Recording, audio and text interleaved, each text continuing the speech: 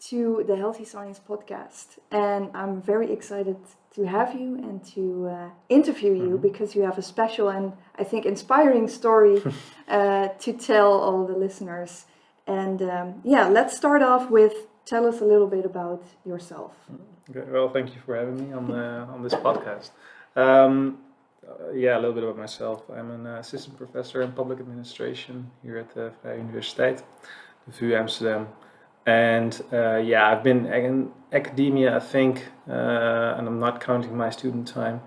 I've been active as a teacher since 2008 until now. So still enjoying? Still enjoying, definitely. Yeah, otherwise I wouldn't have been here anymore in this line of work. It's been 14 years, and you could say I've been through some rough stages regarding academic health. Yeah, definitely. Yeah, so that's also one of the reasons I am asking you for the podcast, because I think you've been through a lot and you've also learned a lot through that. Yeah. And you set an example for the students that are struggling now, I think. So that's what we're here to talk about. Yeah. So you also did a PhD? Yes. Yeah. I've done a PhD, which already started quite challenging. No, it was difficult to get money for this topic. It was on port security back in the days, and we're talking about 2010.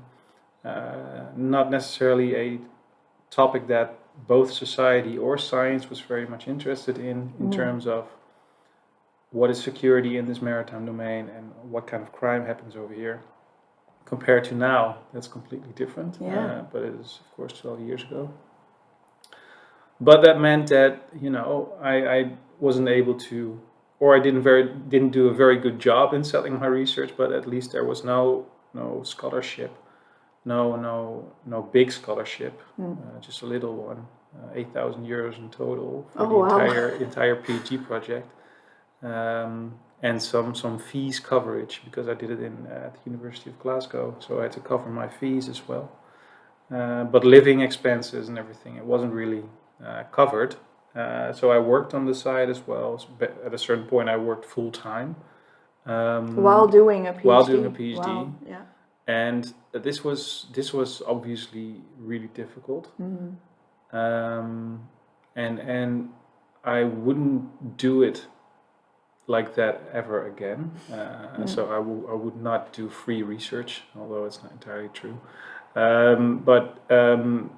This was for me the first time I realized later that I was confronted with the structural issues that are in academia and that are now, of course, becoming known. Well, we know more about these structural issues in academia than back then, I would say. I almost thought it was normal to do it the way I did my PhD.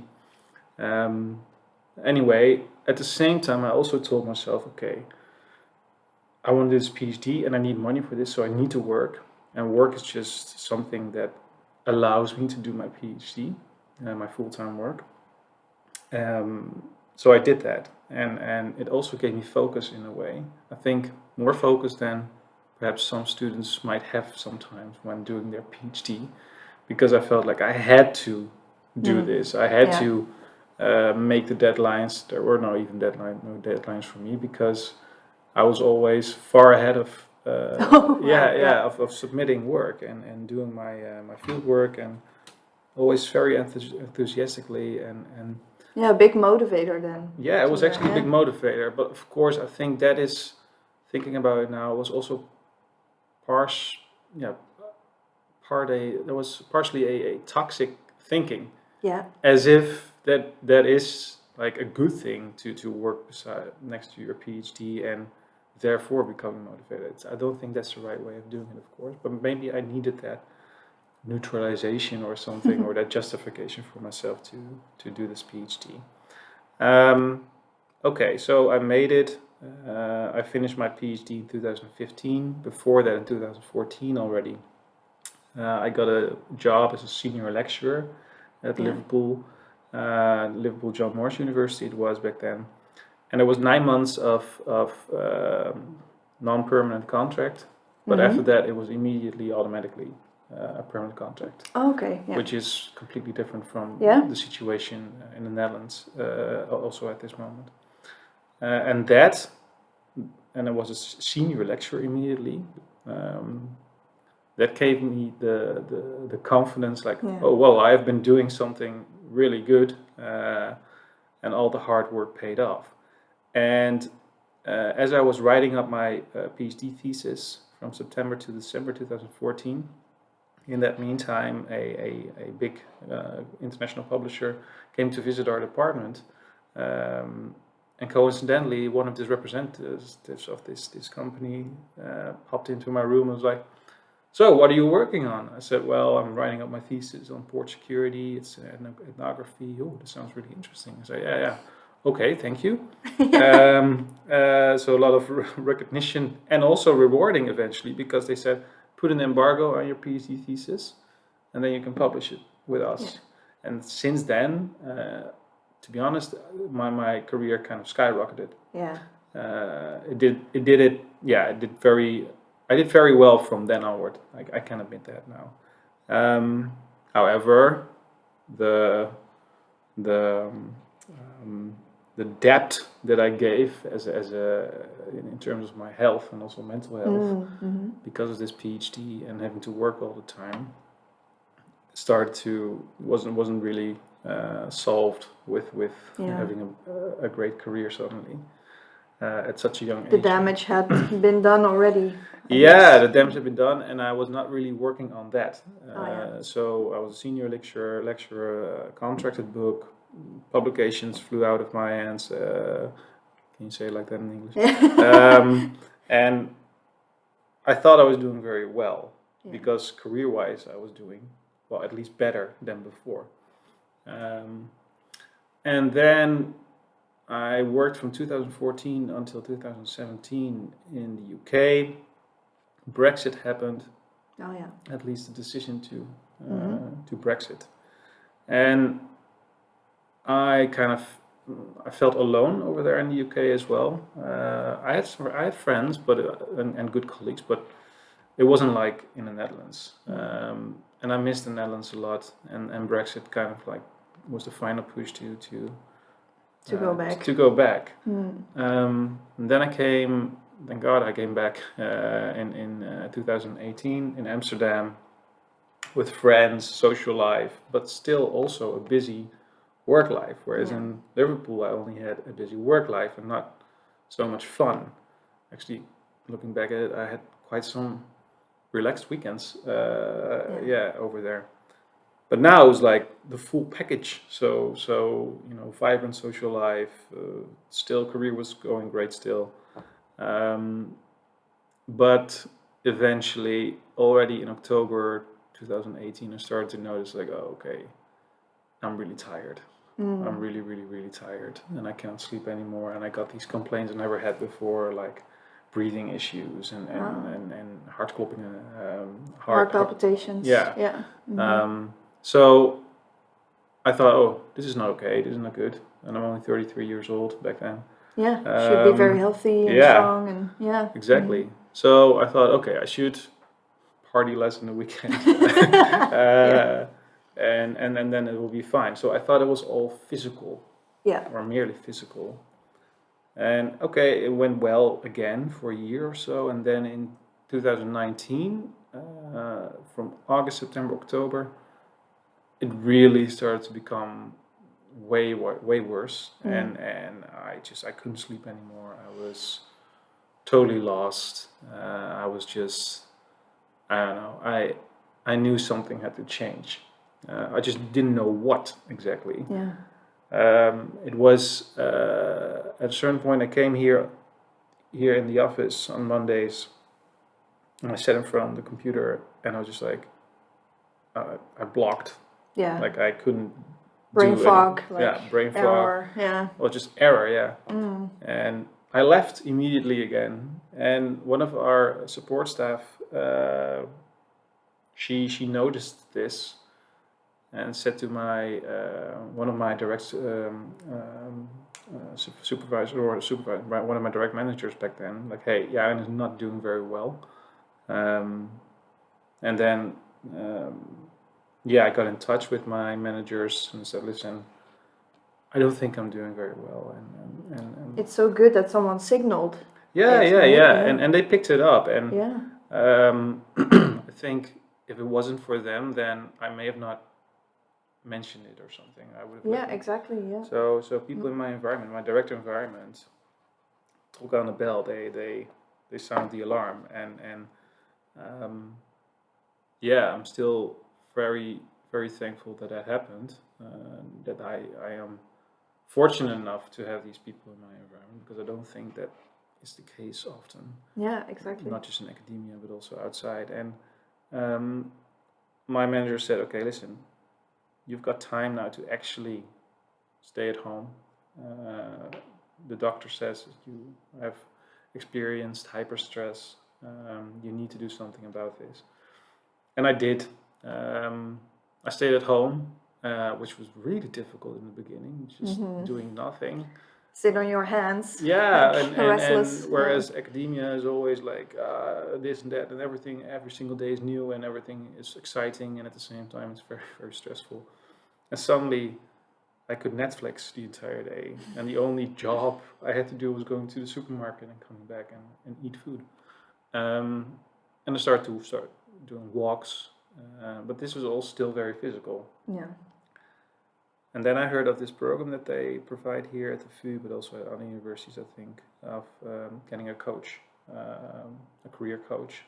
Yeah. So I went to the career coach, and rather quickly we delved into my youth, my upbringing, the relationships I had in my life, the friends I had in my life, basically really digging into my being, which was partially causing some of these issues that I experienced later on in my career, in combination with what,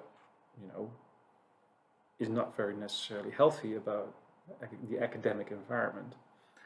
I went through the ik ben door de fles heen gehaald. I went through the how to say this. It was tough. I was you were being confronted with so many things. I'm still glad. I can imagine it feels very vulnerable as well. Oh yeah, definitely. Yeah. And then you start to doubt about so many things that you've Yeah, done in right. your life. But I went through it, and I'm really happy that I did so. And because of all these lessons that I picked up from my past, but also taking time off, allowing for me to be sick, basically, not taking time off, that's a wrong way of saying it, and doing this coaching thing made me realize that there's always a fine balance between, this is so obvious to say, there's a fine balance between life and living and working, but also mentally.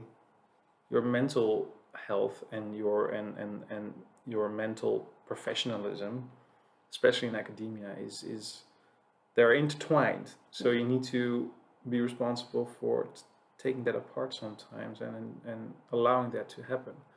And I'm still doing that once in a while. I call it mental fitness. So I go to, it's not a psychologist, but a GGZ-ondersteuner. Zo'n POH GGZ.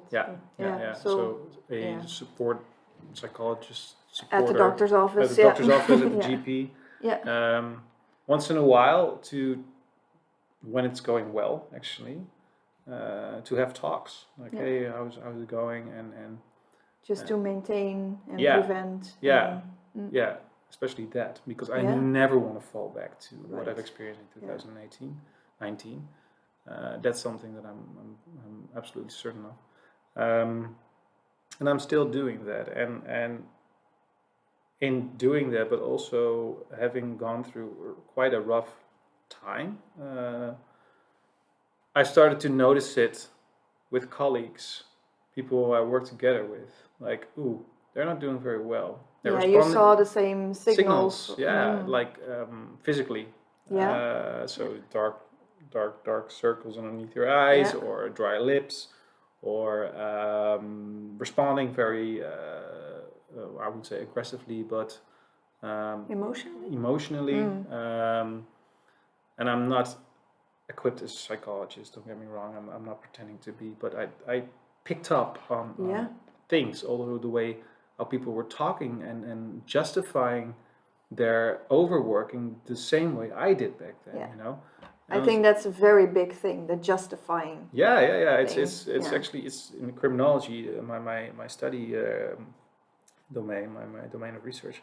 We call it neutralization techniques. So if you did something wrong, did something bad, you say that, yeah, but everybody does it, or go catch some real crooks. You know, there are some things that are way worse than what I've done. And you see this. I notice, maybe it's my criminological bias or something, but you pick up on these things as well. I'm working over so that next week I can write the whole week. Yeah. And if you think about it, that's so toxic because it makes sense, right? It makes sense in your academic logic. Yeah. But in your health logic, if you do work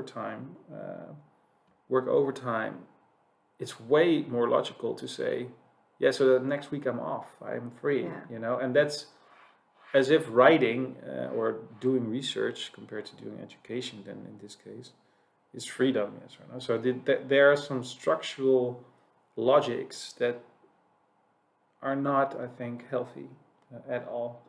I don't have a solution for them as well. I do think that you can start small, but these things I've started to notice in colleagues. Now, this was actually by coincidence, but I'm also part of the Amsterdam Young Academy. Right now I'm chairing this Young Academy, and I'm almost done. My 4 years is up as a member. But the Amsterdam Young Academy is a city version of the Young Academy, the National Young Academy. And what we do is trying to establish interdisciplinary collaboration between both the UvA and VU researchers, but also within the universities themselves. We work on science communication, so open science is one of these things that we work on and work with, and also science policy, and that's where our academic care comes into in the picture. Recognition and rewarding debate.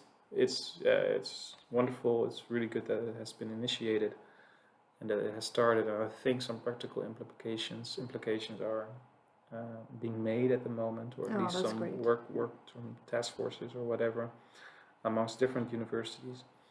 But for us, it's still a little bit too abstract. What does it mean in practice really? How do you recognize and reward really? And we came up with these principles of academic care. My colleagues, they did some suggestions. My colleagues at Amsterdam Young Academy, they made some suggestions like, what could we think of? Well, let's apply some theory that we know of ourselves. So you start with the micro level. If you want to take care of others, you first need to know how to take care of yourself. Yes.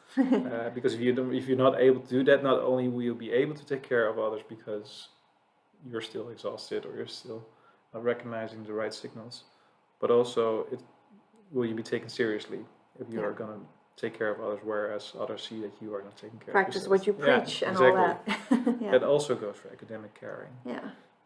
Then at meso level within academia, so then you will be able to take care of others, but also you have the guts to do so, because I read that somewhere there's this one of these inspirations, these motivationals, like, I don't know a strong person who hasn't suffered. So you know, I think that's slightly true. Also for academic caring, I think you need to embrace the fact that you have suffered, that it's not normal to work overtime all the day, that the way that this toxic environment, which I think academia has become, it has influenced academics, that you are a victim of this yourself, and that it actually reveals agency if you embrace that and accept that without falling into self-pity, I would say. And then you can help others because you recognize this, and others might accept it from you because you know what you're talking about yourself. Yeah. And then you can do something for your direct environment, in my case, for my colleagues, and with my colleagues. And your students. And my students, actually, and as well. I'll get to that because that's actually something that I'm really practicing myself right now. But eventually, okay, so I'll get to that now actually.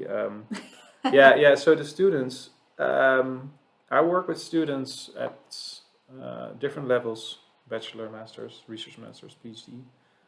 Especially the research master and PhD students, they're so eager. You see them being sucked into this academic environment, also in its toxicity. And you have a responsibility, I think, as a supervisor, as a teacher, to perhaps also pay attention to that right now. Yeah. And then you could say, yeah, but then you're getting too involved. But I think that's almost an excuse of not taking care of your students. And we do have a zorgplicht, a duty to care for the academic environment at a university, which includes students. And if you see a student having the same kind of rhetorics, narratives, bodily signals of that's not going very well, you must, I would say, hey, you're working too hard. How about we're going to talk about this and what will work for you? I always say to my students, especially the ones who I supervise, if there is something wrong, whatever it is, let me know, because then I can do something. But when seeing each other, you also look at how are they doing. Yeah. I think it's very hard for them sometimes to admit. really notice something is wrong. Oh yeah, well, yeah. And then of course sharing it. Yeah. Because that's also, so I think there are multiple steps and humps they need to challenge, to overcome, conquer. To overcome their pride, but I think also their fear of thinking that they might fail if they say that they are not doing very well, whereas I think that you actually are not failing at all, you're doing the very opposite. Yeah. And I wish I've done that myself back then. And I also tell this. So I also tell my students my sad story. When there's a nice or a good opportunity to do so. It's not like I'm in front of the class and I'm saying... this is what I teach. Sad story. No, definitely not that. But and it's really not that hard to do. And I also feel afterward, I feel like, okay, this is actually quite nice. Now, it seems as if this is all very heroic and all very, how to call this? Like this is something great and this is something new. But whenever I talk with my friends who work in other sectors, they're like, it sounds like normal interaction and like normal employership or employer due diligence, basically. So it's not that. It's actually strange that we don't do this in academia. That's actually the point I'm trying to make here. Being a little human, a little empathetic, sympathetic also with the people around you. And it has started to make me think what is inherently wrong perhaps with not just academia, but with science. Like it made me think about the philosophy of science itself. We are in our heads for a good reason, because we have to think all the time. Yeah. And that's also a very powerful thing. It's a powerful thing. Knowledge is power, as Foucault once implied. But perhaps these are some effects. This knowledge development in and of itself might effectuate these things as well, next to neoliberalism or whatever you want to call it, politics of science or shortages and scarcity. I think there's also inherently about science, the way we do science, no, the way we think science works. That's a different point. Yeah. Namely, being highly individualistic. Yes. Yeah. And you also notice it in team science. Team science is apparently cool or hip, whereas working in teams is very normal in other working environments. And I don't know, maybe it's time that we start to reflect on these things as well. Besides, saying there's not enough money, or there's all these social things that we have to take into account. Now, what about the scientific method itself? I don't know, but these are thoughts I have at the moment, and let's see if they. So it's also about being disconnected, maybe. So we're walking heads, sort of, and disconnected from our bodies. So it's also hard to pick up signals whenever things tend to go wrong. Yeah. So I think a lot of people notice it when it's already way too late, too far. Yeah. And about the team thing, that's very interesting, because I talked with Sanne Veenstra here at the VU, and she's doing research on imposter syndrome. And that's one of the biggest things, right, in young academics especially. And she noticed the results said, like, when you don't act as a team, so very individualistic, it makes you also feel more as an imposter, because then you feel also lonely, you feel disconnected from belonging to a group or something, right? So that alienates people. So I think it's a very good point, and only strengthens the suggestion that it's very individualistic. Because I totally agree with that. This is what the academic environment is. And don't forget that society as a whole also thinks about academics as if they are not part of society. I've heard that once when I was doing my PhD in Scotland. There was this one guy who said, "So how does it feel to be an outsider?" And I was like, is he referring to me being Dutch, or is he being like what? Is he being anti-Europe or? And he was I said, what do you mean? And he said, no. Outside of what? Yeah. You're in this ivory tower that's secluded from society, or secludes itself from society. And I was just like, wow. Yeah. Back then, it was. I felt insulted. I didn't realize. I'm not sure if he actually meant it in a way that I understand it now, but it does. I do think a lot about this specific moment. I'm like, yeah, and being outside of society, or we think that we are, because we are putting so much emphasis on how much societal impact we want to have and how much team size we want to have. And it's such an expression of how we have not done that before, which is now appreciated, and we appreciate it because it's so special still, unfortunately. So we have become detached of society, and trying to make social impact with our research is great, but we should do so anyway. I think that sometimes also explains the detachment from society. Why we are in our heads, and we are not really embracing also the effects it might have on us as a person, on our physical health, on our mental health, and definitely mental health, because and the connection. I mean, Descartes talked about I think, therefore I am, and basically separate the head from the body. And that idea, that philosophy, is still lingering in many academic disciplines. So it's not that strange that then eventually also happens. If you think socio-historically about these things. So I don't know. There is, next to clear financial shortage and clear